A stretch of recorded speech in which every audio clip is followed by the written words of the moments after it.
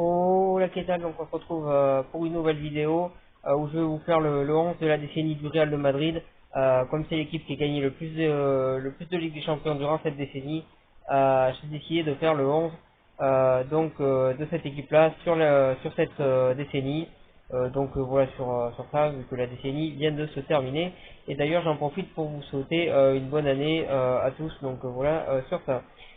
Donc on va commencer tout de suite par le gardien de but. J'aurais pu choisir Navas qui a fait de très très bonnes choses avec le Real de Madrid, mais j'ai choisi un autre gardien, un gardien emblématique du Real de Madrid qui a été formé au Real, qui a passé de nombreuses années avec le Real et qui a gagné tous les trophées les plus importants du football avec le Real. Je parle bien évidemment de l'Espagnol Iker Casillas que je mets en tant que gardien de but de la décennie. Ensuite, en défense centrale, j'aurais pu mettre Pep, mais j'ai décidé de ne pas le mettre. Et j'ai décidé de mettre en premier donc un défenseur central français qui a gagné lui aussi tous les trophées les plus importants depuis qu'il est au Real de Madrid, qui a un énorme palmarès, qui est un très bon défenseur central, très rapide, qui défend debout et qui fait très peu de fautes. Je parle de Raphaël Varane. Et avec lui, bien sûr, évidemment, celui qui est au Real de Madrid depuis 2005, celui qui est actuellement le capitaine de l'équipe, celui qui est un symbole du Real de Madrid, celui qui fait partie des meilleurs défenseurs de l'histoire du Real de Madrid. Je parle bien évidemment de Sergio Ramos. Ensuite, à gauche, ben là, il n'y a pas vraiment de concurrence possible. Durant pratiquement toute la décennie, Marcelo a été titulaire, donc forcément, Marcelo. Et de l'autre côté, j'aurais pu choisir quelqu'un d'autre, mais c'est quand même lui qui a gagné le plus de trophées.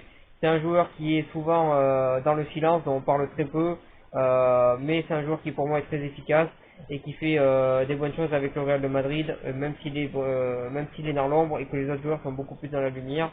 Je parle bien évidemment du côté du latéral droit, donc de Dani Carvajal, qui pour moi est le latéral droit de la décennie du Real de Madrid. Ensuite, au milieu de terrain, j'aurais pu choisir des joueurs comme Xabi Alonso, mais pour ce milieu de terrain-là, j'ai décidé de privilégier des joueurs qui avaient gagné énormément de trophées avec le Real. Donc le premier, c'est donc le Brésilien Casimiro, qui est milieu récupérateur, qui fait énormément de travail au milieu de terrain et qui est un très très bon milieu défensif que j'ai donc décidé de mettre dans cette équipe-là. Ensuite, le deuxième, bien évidemment, Lucas Modric. Voilà, il a gagné un Ballon d'Or en 2018. C'est un joueur très très important du Real. C'est vraiment, je pense que pour moi, c'est le leader du milieu de terrain du Real. C'est un très très bon joueur. Même si à l'heure actuelle, il est inférieur à ce qu'il a fait auparavant.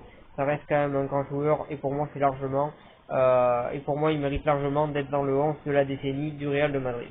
Ensuite, à ses côtés, bien évidemment, Toni Kroos. Voilà, il tire les coups de pied arrêtés vraiment très très bien. D'ailleurs, il a donné pas mal de passes décisives pour Ramos. Il tire très très bien les coups de pied arrêtés. Il fait des magnifiques passes, notamment des transversales d'un côté à l'autre. Donc voilà, c'est un très très bon passeur et au-delà de ça, il a aussi une belle force de frappe. C'est un très très bon milieu de terrain. Donc il mérite totalement d'être dans ce 11 là, Toni Kroos. Donc voilà sur ça. Ensuite, pour les trois de devant, forcément, sur les côtés, il y en a un des deux, tout le monde sans doute, c'est Cristiano Ronaldo. Il a passé 9 ans au Real de Madrid. Je crois qu'il est devenu, si je ne me trompe pas, le meilleur buteur de l'histoire du club.